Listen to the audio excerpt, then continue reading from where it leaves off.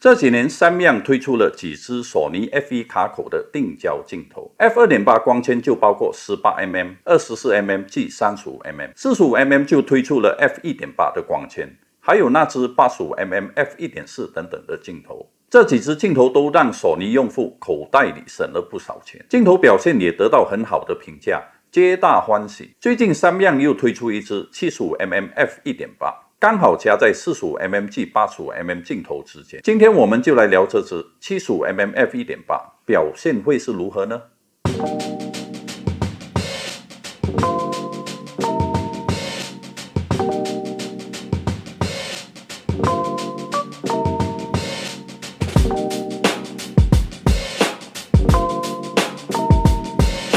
先卖个广告，这支Samyang 75mm f1.8 的镜头是由 YL Camera 提供做测试。YL Camera 是一家有名气的相机商店，在吉隆坡有几家分店。要买相机当然找 YL Camera， 服务周到，供货又齐全。请点击以下网址获取更多资料。这支 75mm f1.8 给我的第一个印象就是很轻，才230克。感觉上都是以塑料来制造，不过质感还不错。长度为69毫米，直径65毫米，镜头粒径是58mm。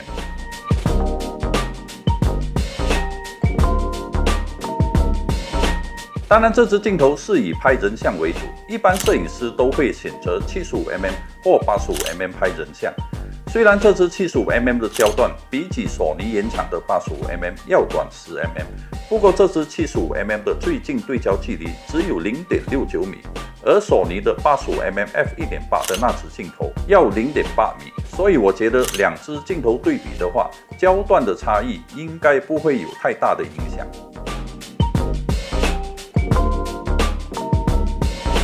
这支镜头的锐度就没有想象中的完美。在 f1.8 光圈全开，照片中央部分锐度还算可以接受。f2.8 过后，锐度就有所提升。至于边角部分，光圈要缩小到 f11 才勉强算可以接受的范围。如果要求完美的锐度，时常需要放大来检视画面，那索尼原厂的 85mm 会比较适合。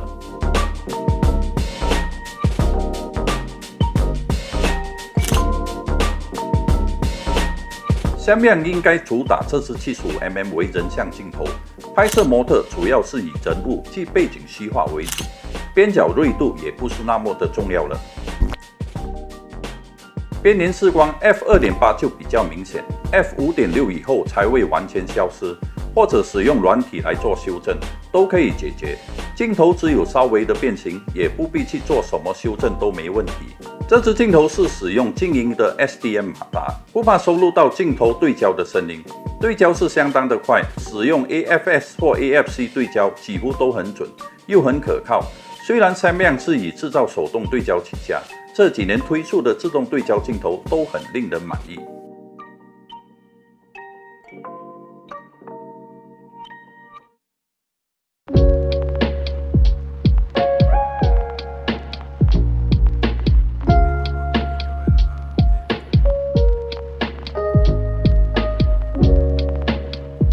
这支镜头的设计很简单，镜头身只有一个手动对焦环，即一个按钮写作 Mode 1及 Mode 2。Samyang 的官方网站有提到，以后会通过firmware update， 可以设定这个 Mode 1及 Mode 2，把手动对焦环变成可以调整其他的参数。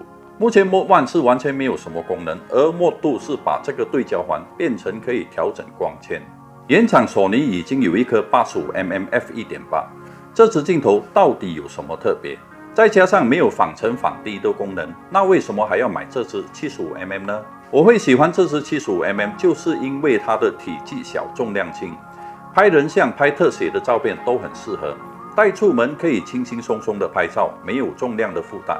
至于边角锐度，反而我没那么的在意，因为使用这个镜头拍人像，我都会以 f1.8 来拍摄，边角锐度就没那么的重要了。价格也比索尼原厂的 85mm 要便宜马币500块左右，对焦速度又快又可靠，拍照片或拍视频都没问题。